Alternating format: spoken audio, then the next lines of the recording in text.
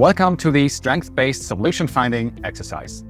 This one-on-one format is designed to help clients tackle real challenges by tapping into what they already do well, their strengths. As a coach, this process gives you a structured and positive way to guide your client from struggle to strategy. Let's start with the goals.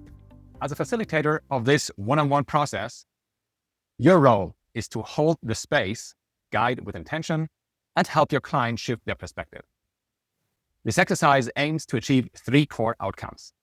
First, you want to get more clarity on the current challenge to be able to solve it. Client walks away with practical, strengths-based ideas that they can try and implement right away. Secondly, a deeper connection to the personal strengths. Through reflection and dialogue, the client becomes more aware of how they've used their strengths in the past and how they can apply them again. And lastly, a mindset of growth and resourcefulness. With this positive outlook, the exercise isn't about fixing what's wrong, but it is about building on what is already strong.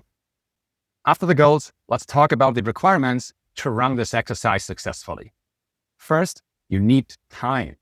Plan for a minimum of 20 minutes of focused conversation and make sure that both of you can be fully present and uninterrupted. Secondly, you need to be familiar with the strength cards. The client doesn't have to, but you should to some degree to be able to make this a smooth experience. And the third factor is psychological safety.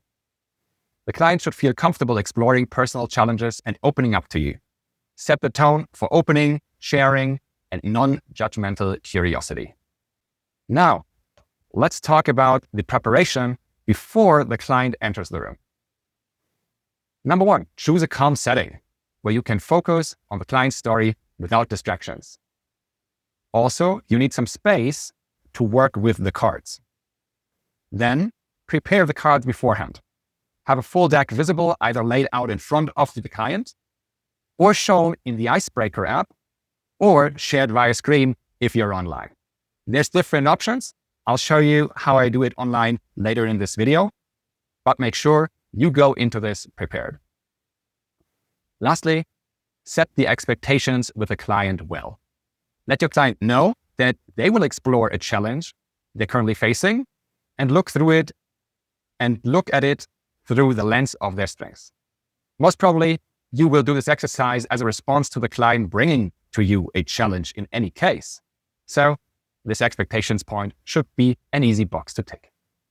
After the preparation, we can imagine the client coming to the session and you already have rapport, you greet, you meet, you discuss what you want to do in today's session. And here is how you can easily open the session. Use this prompt to open the conversation. And we assume that the client already brought up a struggle in their current life and wants to address this in the coaching conversation. This is how it should ideally go in any conversation, i.e. the client brings the topic and the initiative for the conversation overall. So just say, today we'll explore the challenge you brought and use strengths to find possible ways forward. You don't have to answer yet. We'll find it together. And this now brings us to the exercise itself. It is structured in 4 different phases. Phase 1, the challenge identification. Invite your client to bring the current challenge to the conversation. It should be real, specific, and meaningful to them. As a coach, you might say, what is something you've been struggling with lately, at work or in life, that you'd like to find a new perspective on today? As said, most probably they already know what they want to talk about because they open up to you about it before the coaching session has even started. It might be a spillover from the last conversation or something that you discussed in between sessions in a WhatsApp message or any other communication format. This is also why you are well prepared with this exercise for what is about to come. Encourage the client to describe the situation briefly, focusing first on the problem itself and the emotional impact it has. It is essential that you make sure your client has the space to vent, has the space to tell you everything about the problem itself, and that you can give the client the empathy they need to switch afterwards from receiving empathy to finding a technical solution. After that, dig deeper on where they feel stuck. Who are the people involved? What do they do? What is their behavior? And what does the client do? What is the impact of the different behaviors? And what are the patterns that emerge from these individual behaviors? What are the beliefs and values behind those behaviors? And what are the internal obstacles that your client has that make this a real challenge? After the challenge identification, we move on to step number 2, the strength discovery. Once the challenge is on the table, it's time to bring in the cards. Ask the client to scan through the strength cards and select 3 to 5 cards that feel most helpful for the situation discussed. These should be strengths they recognize in themselves or aspire to use more. As a facilitator, you can say, look through the cards and choose a few that you think might be helpful with this challenge. They could be strengths you already use or ones that you would like to bring in more in this kind of situation. Encourage intuitive choices. There's no right or wrong here. This is the starting point for the future conversation. Having the strength cards laid out, we move on to strength exploration. Now comes the reflective part. For each card they selected, ask the client to describe how that strength has shown up before in their life or how they imagine applying it in the future. Here's a guiding prompt. Let's look at these one by one. When have you used this strength in the past? And how could it support you in the challenge you're facing right now? Help the client to connect past experiences to present possibilities. Last step is step number 4, strategy development. Now that the client has insight into their strengths, shift the focus to action. Invite the client to brainstorm practical ways to use those cards in the context of their new challenge.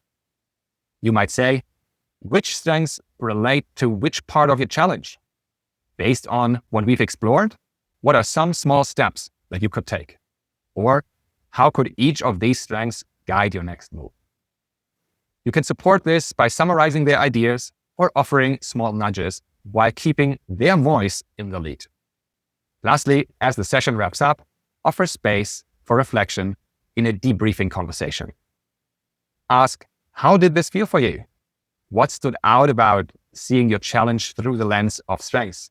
What else can you take from this exercise? This helps your client integrate the insights and leave the session with a sense of agency and hope. So your client does not only leave with a good solution to their problem, but also with new insights into their strengths on a meta level. Now, all of this was very theoretical. Let's turn this practical.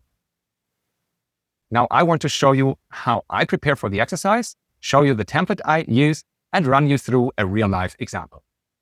In online coaching, I am using Concept Board, but you can use any other whiteboard tool to create an array of cards that's visually pleasing and where your client can go through and find the strengths that they want to work further with. As you can see here, all the strengths have been arranged by their categories. Secondly, we have a template board, which I'm happy to share with you in the comments below. Here we go through the different phases and show the focus points on the board itself. This helps with clarity for the client because they know what is coming. Make sure to explain this process and how it will work to the client beforehand if you want to make it that transparent. You can see we have the challenge identification, the strength discovery, the strength exploration, and the strategy development here. Now, how does that look in a real-life situation? Let me show you. As you can see here on the left, the client has chosen 5 cards, and we went through all the different phases in this real-life example. This comes from a real coaching client where I'm happy that I can share the results with anonymized names. First, let me tell you about the challenge.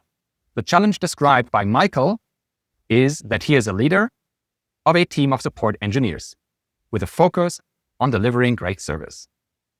On the other hand, we have a new manager called Peter, who is in the same role as Michael, but for a different team. He comes to the company with a very different mindset and attitude. He's rather old-fashioned and not aligned with the company culture, how Michael sees it.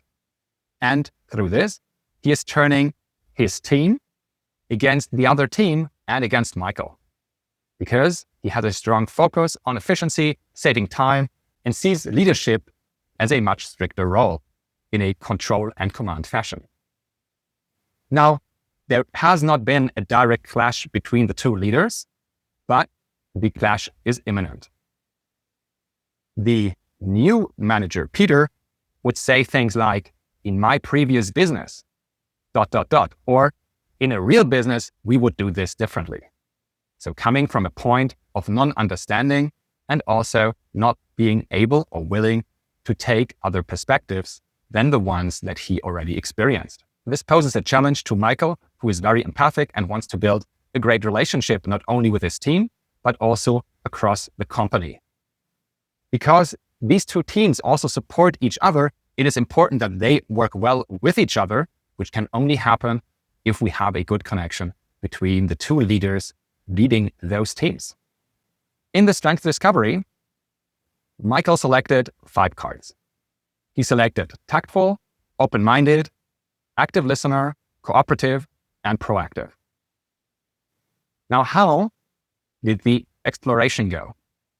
Michael said that he doesn't want to be too direct, to offend Peter, to get into a real conflict, to worsen the situation. He wants to be open-minded, which means that he sees there might be something right about what Peter is saying. The question is, what is it, and how can we leverage that in the conversation? He wants to let go of judgment and make sure that he can meet Peter with the right mindset. Thirdly, we have active listener. He said, I can listen what that team and person is saying. I need to be able to shut up and don't take it personally if something comes my way. There is no need to be defensive. Just be a good active listener. He wants to be cooperative and leverage that strength. And even though he might find the current solutions applied unacceptable, he still wants to build on this and grow beyond it together with the other manager.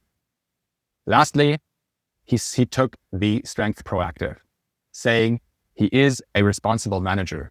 He is very well aware of the company culture that is currently lived, stands behind it, and wants to protect employees and other people in the company to ensure for himself that this stays a safe place and that everybody can contribute to the best of their abilities in this safe space, trusted environment of psychological safety. This is, on the one hand, his why for having this conversation at all, and also a mandate to make this active, to go actively into this conversation, prepare himself, and reach out for the best outcome. Now we went through the strength exploration, and you can already see that Peter is not being passive, but he is being very receptive, actively receptive. This is the strategy he wants to apply and letting go of the judgments that he already has. Let's see how he did that in the next phase. In the strategy development, the main point was that Peter actually has a good point. He wants to save time. He wants to be efficient. And that is something very important in any organization. We all only have so much time and resources and need to spend them wisely. The only question is how to use that strength or that value with other people in this environment. From there, we went into feedback. Situation, behavior, impact is the SBI feedback model that we talked about, and how he could go into this conversation, citing behavior and making this active from his part, how he sees the impact that the behavior, the words, the way Peter is leading his team is impacting the company. And lastly, he wants to take a stand that both of them can build on. And these are the shared values of the company. The organization has a very well developed set of values that are used in multiple different situations throughout the HR life cycle of a person. People in the company live by these values most of the time.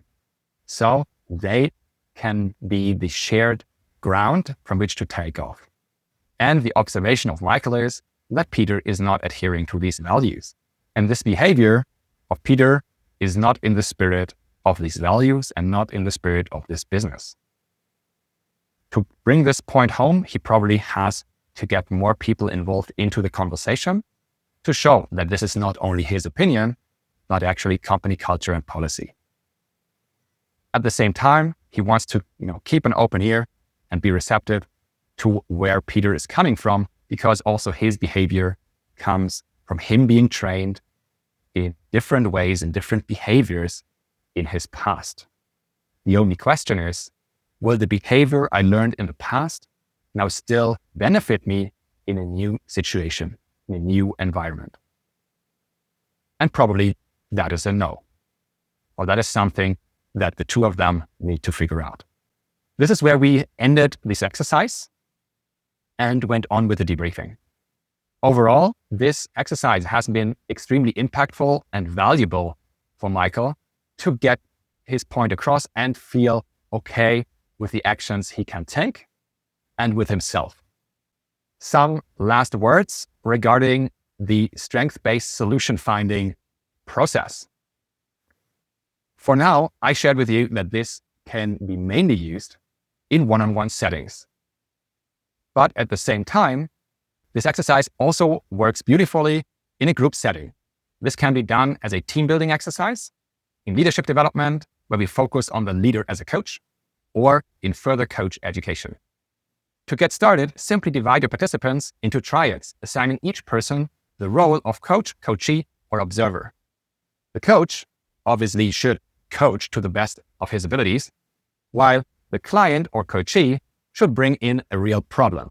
Of course, the size of the problem should be adequate to the situation and relationship to the coach. And we want to make sure that no trauma-related experiences are brought up, for instance, which should be tackled in psychotherapy. Make this clear in any coach education that you do, or any other situation where you expect people to open up deep topics, so that you, as a responsible coach, facilitator, trainer, still can hold a safe space for everybody involved. Lastly, we have the observer role, and the observer should look at the situation, review it, learn from it, provide feedback, and make all of this in a written way. Each trial then goes through the full process together, with the coach guiding the session, coachee bringing the real-life challenge, and the observer offering reflection afterwards. After each round, participants switch roles so that everybody experiences each perspective. Make sure to give a 5 to 10 minute break between each of the rounds so that participants can debrief each other. This format not only deepens personal insight, but also helps participants practice coaching and observation skills in a safe and supportive environment. Don't forget to debrief the groups overall after the exercise to keep the safe space, to keep it emotionally cleaned up, and maximize learning impact for all participants. Let me give you some closing words. The strengths-based solution finding exercise is a very powerful exercise to support clients in moments of uncertainty and transition. It's simple but deep and often leads to unexpected clarity and momentum. Whether you're using this in coaching, mentoring, peer support, or group formats, it's a great way to help others realize they already have more resources than they think. In the next module, we'll explore more creative ways to use strengths in practical ways. See you there.